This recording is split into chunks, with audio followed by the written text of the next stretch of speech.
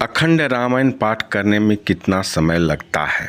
आमतौर पर रामचरितमानस पाठ संपूर्ण करने में 20 घंटे का समय लगता है। यदि कहीं भी दोहे के पीछे या आगे सिद्ध मंत्र या इसे बीज मंत्र की भी कह सकते हैं नहीं लगाया जाता है तो 20 घंटे का समय लगता है। जैसे मंगल भवन अमंगल हारी द्रवंशो दशरथ अजिर बिहारी।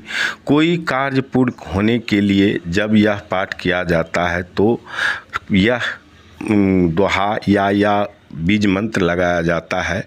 तो सुने, प्रभु की कृपा भयो सब काजू, जन्म हमार सुफल भाजू। घर प्रवेश के लिए यदि आप रामचरितमानस पाठ करवा रहे हैं तो यह बीज मंत्र लगाना जरूरी है। यदि रामचरितमानस पाठ करवा रहे हैं तो प्रवशी नगर कीजे सब काजा, हृदय राख कौशलपुर राजा। विपत्ति निवारण हेतु दीन दयाल विरुद्ध संभारी, हरहु नाथ मम संकट भारी। ऐसे मंत्र यदि आप दोहे के पीछे आगे लगाते हैं तो आप रामचरितमानस पाठ 20 घंटे में समाप्त कर सकते हैं। ये संभव ही नहीं है। यदि आप एक बार दोहे पढ़ने के बाद एक बार इसमें से कोई मंत्र लगाते हैं तो 24 घंटा में वह रामचरितमानस पाठ समाप्त होता है। प्रायः कर लोग 24 घंटा ही ये पाठ करवाते हैं। इसमें भी एक बात पर ध्यान देना आवश्यक है कि संकल्प आप किस प्रकार करवाते हैं। कभी समय का संकल्प नहीं करें कि मैं 24 घंटे में रामचरितमानस पाठ समाप्त करेंगे, क्योंकि समय आपका नहीं है, न ही समय पर आपका अधिकार है। वे उनका काम है जिनके लिए हम कर रहे हैं। इसलिए संकल्पित ये जरूर हो जाए कि हम संपूर्ण रामचरितमानस पाठ समाप्त करेंगे, क्योंकि भगवान आपके समय से नहीं चलता और हम और आप उसके समय से चलते हैं।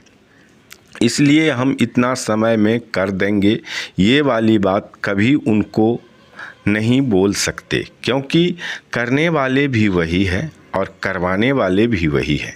हम तो एक माध्यम या मार्फत है।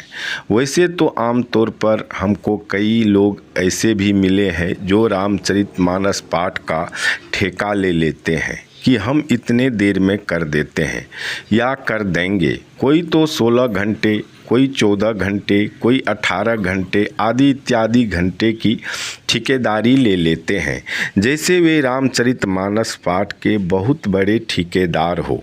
पर वैसे पता होना चाहिए कि ये एक पवित्र महाकाव्य है जिसकी हम बात कर रहे हैं। इस तरह की बात करने से ही हम महापाप का भागी बन सकते हैं।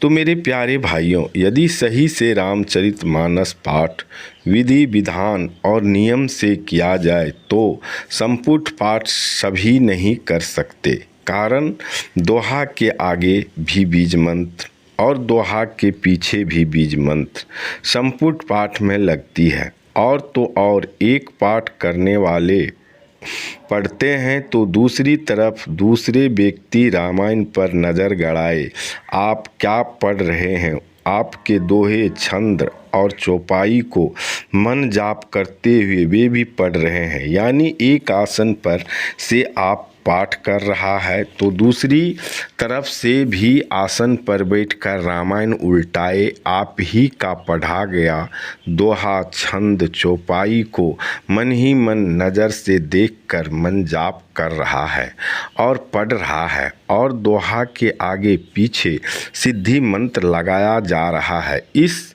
तरह से किया गया रामचरितमानस पाठ सफल और सिद्ध होता है।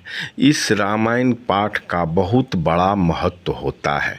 इस तरह यदि रामचरितमानस पाठ कहीं भी किया गया है या किया जाता है तो उसकी अवधि कितनी घंटों की होगी आप अनुमान लगा सकते हैं। यही रामचरितमानस पाठ करने से आपके मनोकामना अवश्य पूर्ण होता है।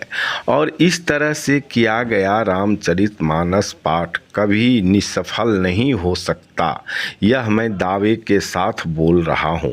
और रामचरितमानस पाठ करने के बाद हवन जरूर करावें, कारण हवन की धुआं से आपके आसपास का वातावरण शुद्ध होता है और हवन की धुआं से बुराई शक्ति जो भी आसपास रहती है उसे वहां से भागना ही पड़ता है। जिस प्रकार आग में एक सूखा मिर्च पड़ जाती है तो हम और आप खांसने लगते हैं, उसी प्रकार आम की सूखी लकड़ी हवन में जब हम लोग डालते हैं तो वे बुराई शक्ति को वहाँ से भागना पड़ता है। जिस तरह हम लोग सूखी मिर्च आग में पड़ने से वहाँ से भाग जाते हैं, खांसने लगते हैं, तो भागते ही हैं।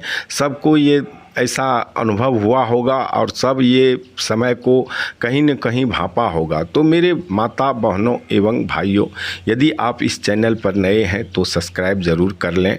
और सभी श्रोतागणों से मेरा निवेदन है कि अपने पवित्र हाथों से लाइक कमेंट करके शेयर ज़रूर करें, अपना आशीर्वाद ज़रूर दें। अपने पवित्र हाथों से लाइक कमेंट करके शेयर करके अपना आशीर्वाद ज़रूर दें और हमें इस आशीर्वाद से वंचित न करें। और हाँ, जय श्री राम लिखना नहीं भूलें। आप सभी को मेरी तरफ से जय श्री राम। प्रभु करेंगे सबका कल्याण। जय श्री राम।